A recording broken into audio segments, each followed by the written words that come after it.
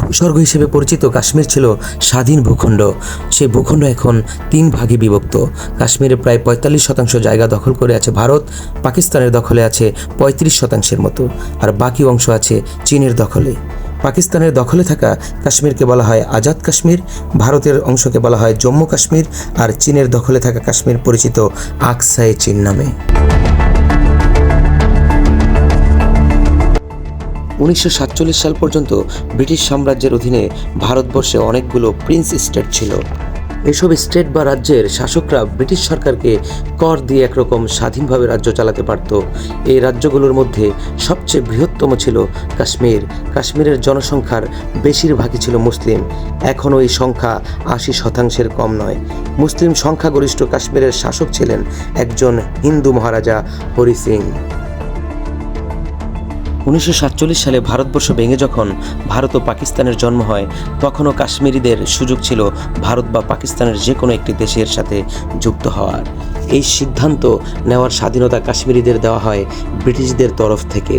সে সময় কিছু Prince state জোরপূর্বক ভারত ও পাকিস্তানের সাথে যুক্ত হয়। কিন্তু কাশ্মীরের রাজা স্বাধীন থাকতে চেয়েছিলেন। তিনি ভারত কিংবা পাকিস্তানের কোনো দিকেই গেলেন না, যদিও দুই দিক থেকেই যুক্ত হওয়ার চাপ ছিল। কাশ্মীরের মানুষ স্বাধীন থাকতে চেয়েছিলেন, আর যদি ভারত ও পাকিস্তানের সাথে যুক্ত হওয়ার প্রসঙ্গ আসত, তাহলে পাকিস্তানের সাথে থাকাই ছিল অধিক যুক্তিযুক্ত, কারণ কাশ্মীরের বেশিরভাগ মানুষই ছিল মুসলমান। কিন্তু সমস্যা হলো শাসককে নিয়ে। মুসলিম সংখ্যাগরিষ্ঠ একটি রাজ্য শাসন করছেন একজন হিন্দু রাজা। এটা মুসলমানদের কেউ মানতে পারেননি। রাজতন্ত্র নিয়েও ছিল প্রজাদের ক্ষোভ। ব্রিটিশরা উপমহাদেশ ছাড়ার আগেই পরিস্থিতি গরম হতে থাকে। পুঞ্জ অঞ্চলের মানুষজন রাজাকে কর দিতে অস্বীকার করে। যারা ক্ষমতাসীন ডোগরা রাজপুত শাসনে নিপীড়িত ছিল, তারাও বিক্ষোভে শরিক হয়। রাজ্যের উত্তর, উত্তর পশ্চিম ও পশ্চিম সীমান্ত থেকে বিদ্রোহের সূচনা হয়।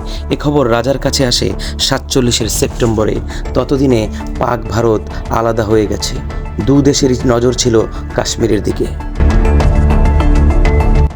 বিদ্রোহ ধীরে ধীরে মুক্তির সংগ্রামে রূপ নিল।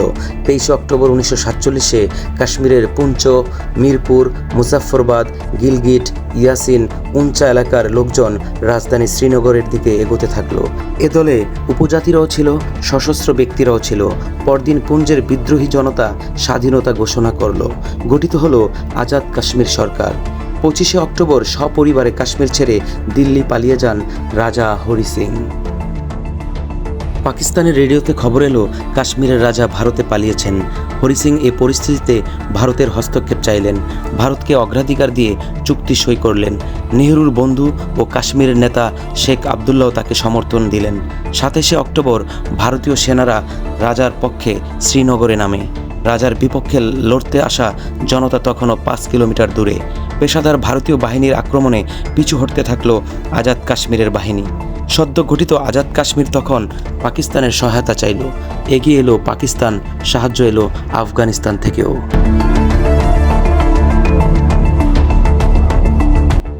জাতিসংঘের হস্তক্ষেপে 1947 সালের জানুয়ারিতে যুদ্ধ থামে। কাশ্মীরের জনগণ কোন দেশের সাথে যুক্ত হতে চায়, এর জন্য জাতিসংঘ একটি গণভোটের আয়োজনের অনুমোদন দেয় এবং একটি যুদ্ধবিরতির রেখা সৃষ্টি হয়। এই রেখা এখন ভারত নিয়ন্ত্রিত জম্মু কাশ্মীর ও পাকিস্তান নিয়ন্ত্রিত আজাদ কাশ্মীরকে বিভক্ত করেছে। এটি এখন লাইন অফ কন্ট্রোল নামে পরিচিত। 1947 সালের অক্টোবর মাসে রাজা হরি সিং কাশ্মীরকে ভারতের অন্তর্ভুক্তির যে চুক্তি করেছিলেন, তাতে কাশ্মীরকে বৃহত্তর ও স্বায়ত্তশাসন দেওয়া হয়। চুক্তিমতে কাশ্মীরের পররাষ্ট্র, প্রতিরক্ষা ও টেলিযোগাযোগ খাত থাকে ভারতের নিয়ন্ত্রণে। কাশ্মীরের নিজস্ব সংবিধান ও পতাকা ছিল। তখনও রাষ্ট্র সরকার প্রধানকে বলা হতো যথাক্রমে প্রেসিডেন্ট ও প্রধানমন্ত্রী, কিন্তু পর্যায়ক্রমে এই স্বায়ত্তশাসন কেড়ে নেওয়া হয়। এরপর জম্মু কাশ্মীর একেবারে ভারতের অংশ হয়ে পড়ে।